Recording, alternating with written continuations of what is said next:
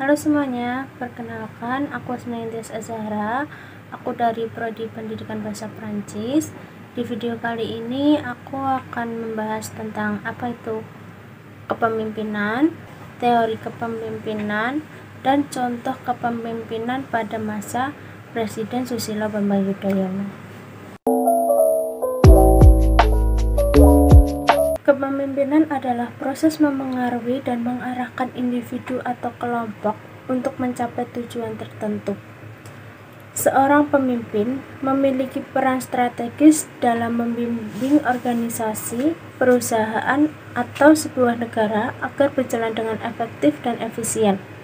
Menurut Kurt Lewin, kepemimpinan adalah kemampuan untuk mengarahkan dan mengaruhi individu atau kelompok dalam mencapai tujuan bersama. Sedangkan menurut Peter Drucker, pemimpin adalah seseorang yang memiliki pengikut dan mampu membuat keputusan yang tepat untuk sebuah organisasi atau sebuah kelompok.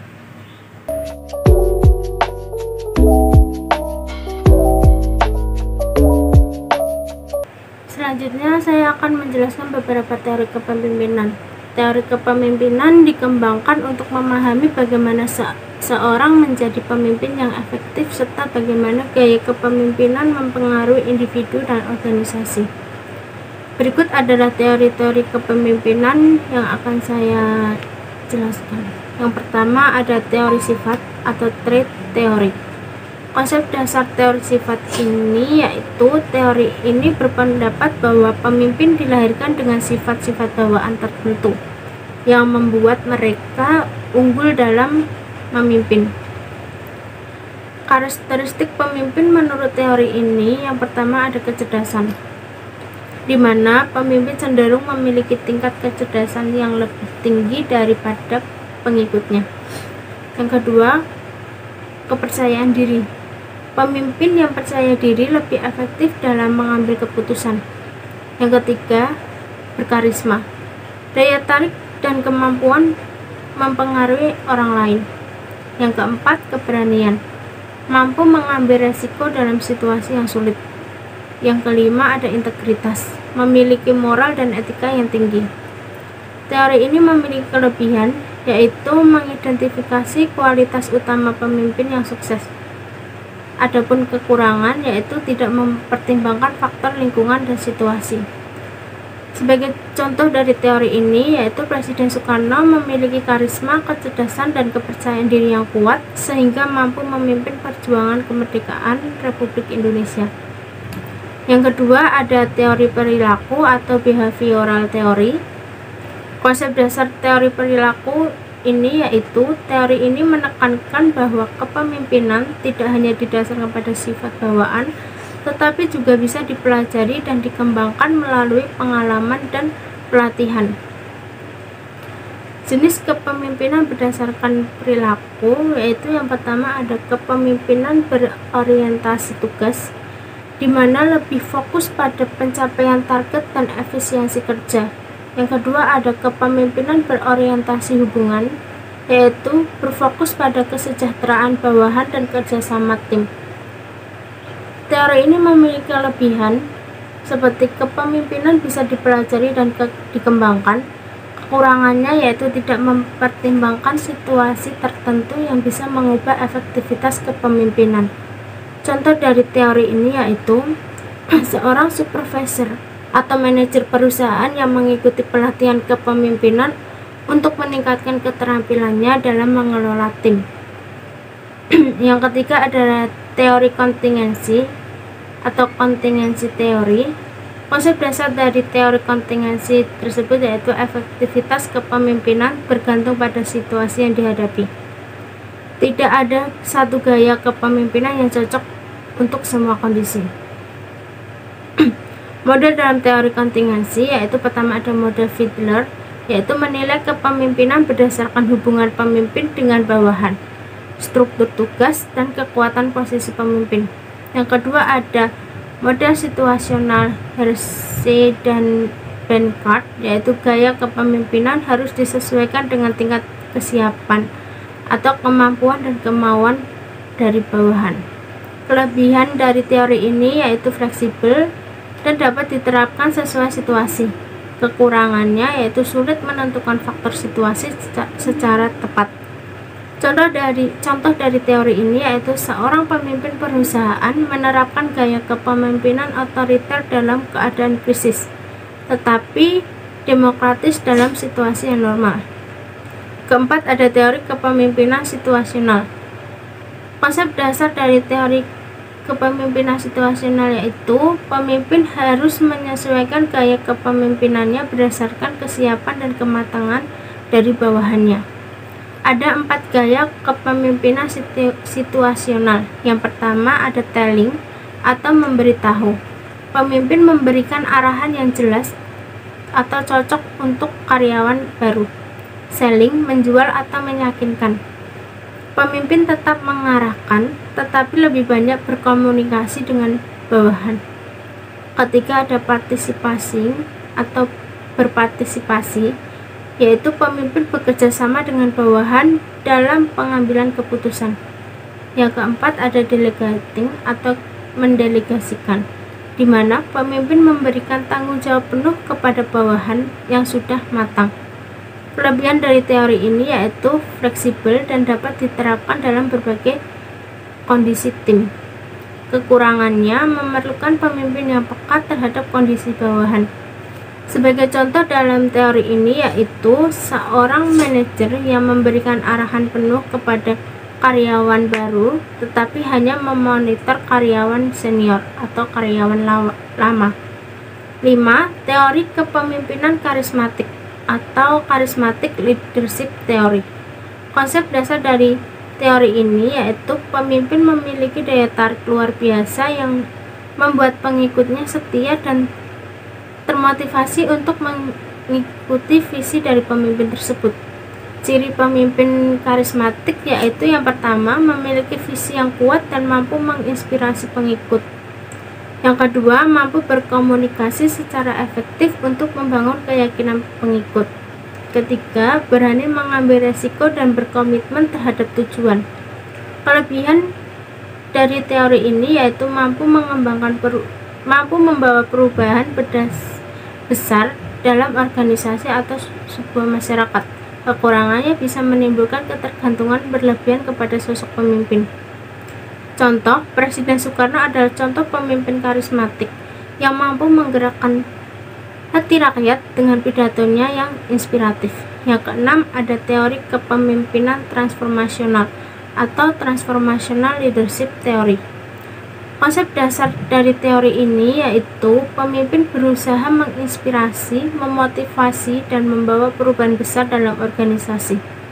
Ciri kepemimpinan transformasional yaitu yang pertama, memiliki visi dan misi yang kuat. 2. Menginspirasi dan memotivasi pengikut. 3. Berorientasi pada perubahan dan inovasi. Yang keempat, membantu pengikut berkembang dan mencapai potensi terbaik dari diri mereka.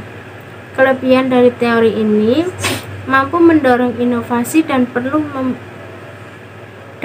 pertumbuhan organisasi. Kekurangannya memerlukan pemimpin yang benar-benar kompeten dan visioner.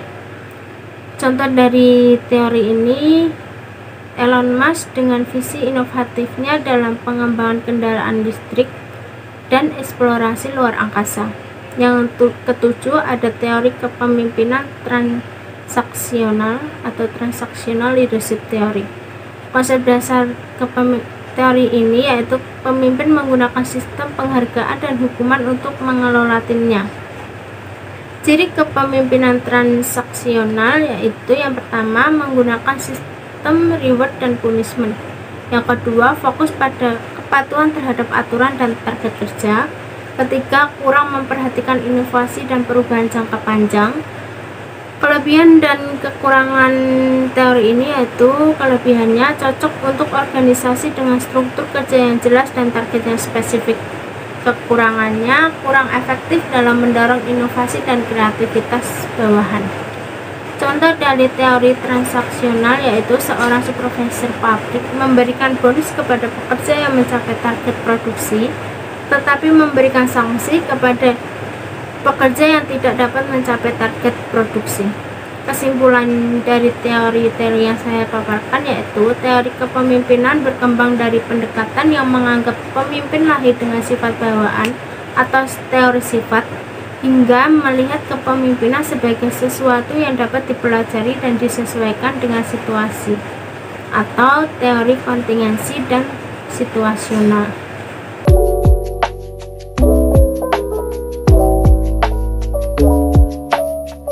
Contoh kepemimpinan Susilo Bambang Yudhoyono atau sering disebut sebagai SBY. Susilo Bambang Yudhoyono atau SBY adalah Presiden Indonesia yang ke-6 yang menjabat dari tahun 2004 hingga 2014. Kepemimpinannya dikenal sebagai kepemimpinan demokratis dan transformasional, di mana ia menekankan dialog, stabilitas politik, serta pembangunan ekonomi. Adapun beberapa ciri-ciri kepemimpinan Susilo Bambang Yudhoyono diantara lain, yang pertama, demokratis. SBY sering melakukan konsultasi sebelum mengambil keputusan yang besar.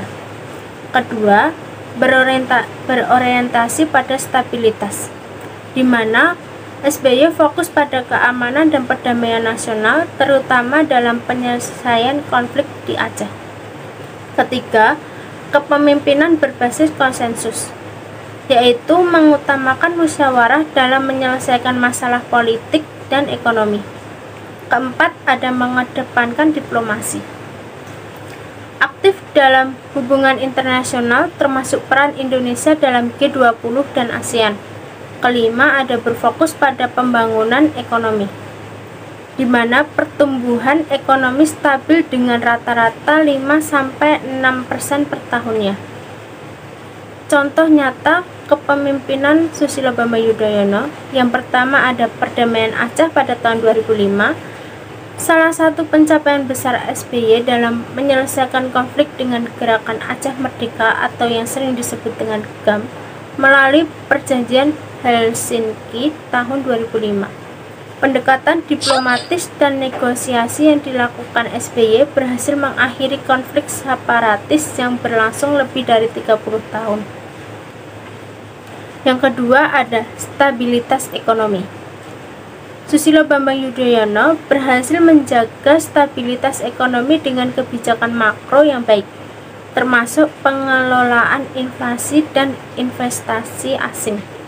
Pertumbuhan ekonomi rata-rata 5-6% per tahun, meskipun dunia menghadapi krisis keuangan global pada tahun 2008.